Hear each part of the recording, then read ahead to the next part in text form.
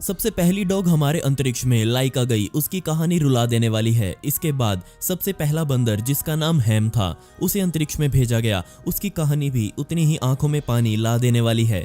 इस बात में कोई शक नहीं कि इंसानों के अंतरिक्ष की तरफ कूच करने से पहले बहुत से जानवर ऊपर भेजे गए, लेकिन क्या आपने कभी इंसानों के खो जाने की बात को सुना है? जाहिर सी बात है, सुना ही होगा। बहुत सी खबरें आती हैं जिसमें इंसान लापता हो जाते हैं, लेकिन वो सभी हमारे आसपास से यानी कि धरती पर से ही गायब होते हैं। सोवियत यूनियन के समय बहुत से नए और नौसीखे लोगों को अंतरिक्ष में भेजा गया, लेकिन सभी ये मानते हैं कि यूरी गैगरिन इस दुनिया के सबसे पहले वो शख्स थे जिसे अंतरिक्ष में भेजा गया था, लेकिन पक्के तौर पर किसी को कुछ नहीं पता। मैं उनके बारे में नहीं, बल्कि आज मैं आपको एक महिला की कहानी जो अंतरिक्ष में खो गई थी, उसके साथ क्या हुआ, और साथ ही उस जानवर की भी कहानी बताऊंगा जिनका जिक्र मैंने शुरुआत में किया था। और दोस्तों, कल की वीडियो का शाउट आउट जाता है गोविंदा गौतम को, जिन्होंने बहुत ही प्यारा कमेंट किया था। इस कमेंट के लिए आपका बहुत बहुत शुक्रिया।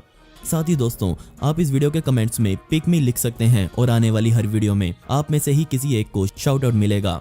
इस दुनिया में अंतरिक्ष पर राज करने के बहुत से स्कैंडल सामने आए, जैसे कि अमेरिका ने एक समय पर बहुत से नाजी लोगों को पकड़ा और उनसे कहा कि वो ऐसी तकनीक बनाए जिससे अमेरिका पहले चांद तक जाए। इसके अलावा भी अंतरिक्ष से जुड़े बहुत से स्कैंडल इस दुनिया में मौजूद है, और ऐसी ही एक मिस्ट्री जिसे इटली के रहने वाले दो भाइयों ने दुनिया के सामने रखा था। इन भाइयों का नाम एकिले और बटिस्टा था। ये दोनों भाई रेडियो पर काम करते थे, जिनके सिग्नल धरती से बाहर दूर दूर तक भेजे जा सकते थे। इन्होंने ये काम कई सालों तक किया, लेकिन उनको अपने सिग्नल्स में कुछ भी खास नहीं मिला। लेकिन फिर नवंबर 1963 का समय आया जब उन्होंने एक बहुत ही अजीब सिग्नल सुना। ये सिग्नल पूरी तरह से बाहरी दुनिया से आया था। उन्होंने उसे पकड़ा और उस सिग्नल को सुलझाया, और जब उन्होंने उसे समझा तो पूरी तरह से हैरान हो गए। उस सिग्नल में एक महिला की आवाज थी। ये महिला डरी हुई थी और दर्द से करहा रही थी। वो धरती में वापसी की तैयारी में थी और मदद के लिए चिल्ला रही थी। मैं आपको असली सिग्नल की ऑडियो क्लिप भी सुना देता हूँ।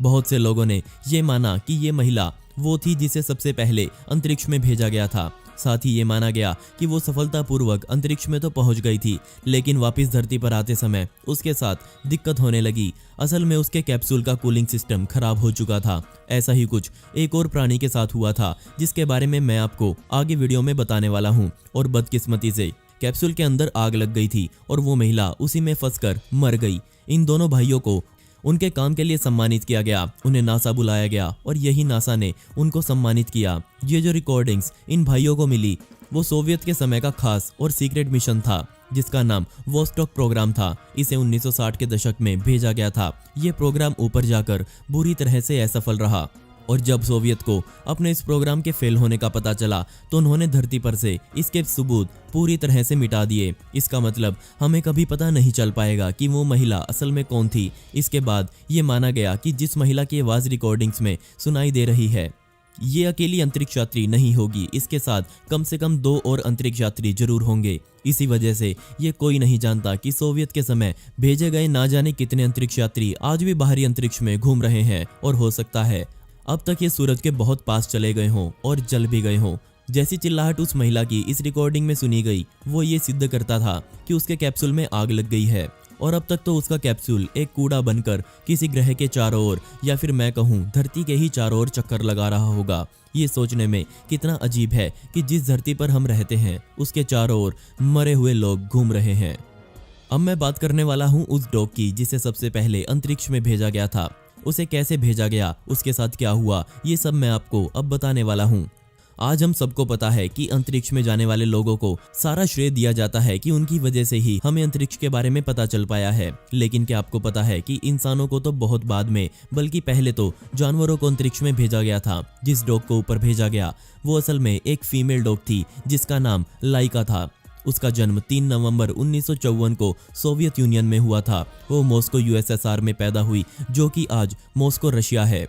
वो भी सड़कों पर आवारा घूमने वाली डॉग थी। उसके पास अपना कोई घर नहीं था, लेकिन 1955 में उस डॉग को सोवियत स्पेस प्रोग्राम के एक इंजीनियर द्वारा उठा लिया गया। उसे यहाँ से सेंटर तक ले जाया गया और उसे सोवियत स्पेस क्राफ्ट स्पुतनिक 2 के लिए चुना गया।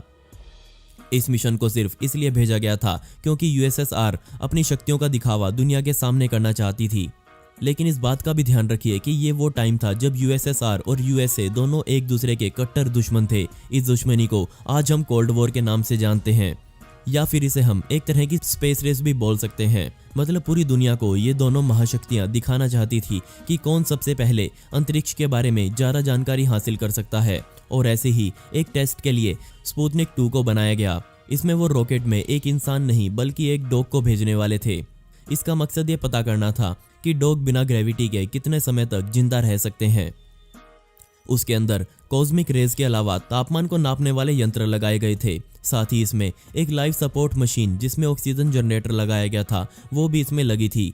इसके अलावा इसमें एक पंखा लगा था जो कैबिन में 15 डिग्री सेल्सियस का तापमान होते ही अपने आप चल पड़ता था। इन सब का मतलब यही था कि भेजे जाने वाले डॉग को कुछ दिक्कत ना हो और वो ज़्यादा से ज़्यादा समय तक जिंदा रहे। ये एक कमाल का मिशन था क्योंकि पहली बार ऑर्बिट में किसी जिंदा प्राणी को भेजा जा रहा था।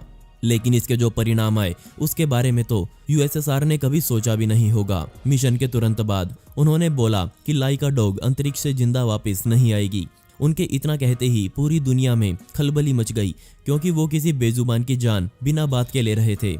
लेकिन फिर भी ये मिशन आगे बढ़ा। धरती पर रहते हुए लाइका डॉग को अंतरिक्ष की ट्रेनिंग दी गई थी, जैसा कि आज भी एक एस्ट्रोनॉट को स्पेस में भेजे जाने से पहले दी जाती है। और बिल्कुल मिशन जैसा बनाने के लिए उसे धरती पर ही 20 दिनों तक एक छोटे से पिंजरे में रखा गया था। साथ ही उस पिंजरे में ग्रेविटी नहीं थी। इस काम से लाइका का ब्लड प्रेशर 2 गुना हो चुका था। इसके बाद वो बीमार भी होने लगी। उसे एक खास तरह का जेल फूड खिलाना शुरू किया गया जो कि स्पेस में जाकर उसका खाना बनने वाला था। उड़ान से एक दिन पहले प्रोग्राम का इंजीनियर लाइका को अपने घर ले गया ताकि वो उसके बच्चों के साथ खेल सके, क्योंकि उसे पता था कि अब लाइका के पास जिंदा रहने का बहुत कम समय बचा है। कमाल की बात यह थी कि उसे इतना सब पता होते हुए भी रॉकेट के अंदर लाइका को उसी ने बैठाया था। और फिर 3 नवंबर 1957 का दिन आया जब स्पुतनिक 2 को सुबह 5:30 बजे लॉन्च किया गया। शुरुआत में सब कुछ सामान्य था। लाइका सही सलामत धरती से बाहर निकल चुकी थी। अब ऊपर गए रॉकेट को 2 हिस्सों में बंटना था,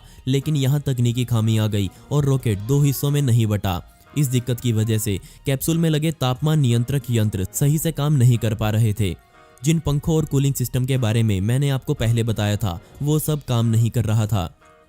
और अब लाइका के कैप्सूल का तापमान बुरी तरह से गर्म होने लगा। ये माना गया था कि कैप्सूल के कैबिन का तापमान 15 डिग्री सेल्सियस से ऊपर नहीं जाएगा, लेकिन उसका तापमान 40 डिग्री सेल्सियस तक पहुंच चुका था। बदकिस्मती से लाइका के पास कहीं और जाने की जगह नहीं थी और अब वो इंतजार कर रही थी अपनी मौत का।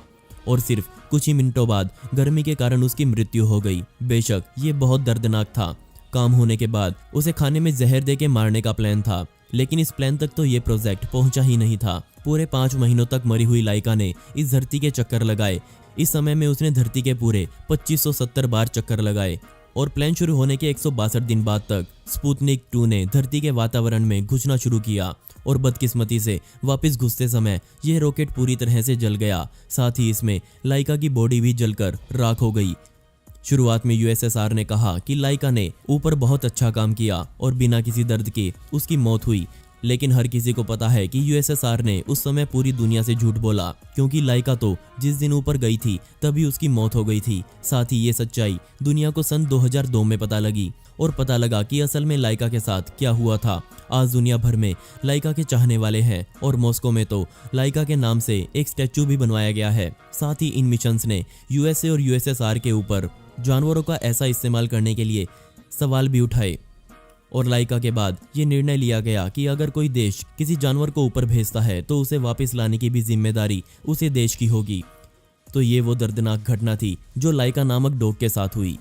दोस्तों, अब आप मुझसे इंस्टाग्राम पर जुड़कर मुझसे डायरेक्ट बात कर सकते हैं और अपने सुझाव और विचार मुझे वहां बता सकते हैं। मैं हर एक किसी का रिप्लाई करने वाला हूं।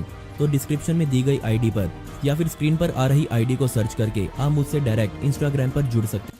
दोस्तों, आपको ये बदकिस्मत कहानियाँ कैसी लगी मुझे नीचे कमेंट सेक्शन में जरूर बताइएगा। और इस वीडियो का पार्ट 2 चाहिए हो तो कमेंट में पार्ट 2 जरूर लिखें। ऐसी ही इंटरेस्टिंग वीडियोस देखने के लिए मिस्टीरियस दुनिया को अभी सब्सक्राइब करें। मिलते हैं अगली वीडियो में। ये वीडियो देखने के लिए धन्यवाद।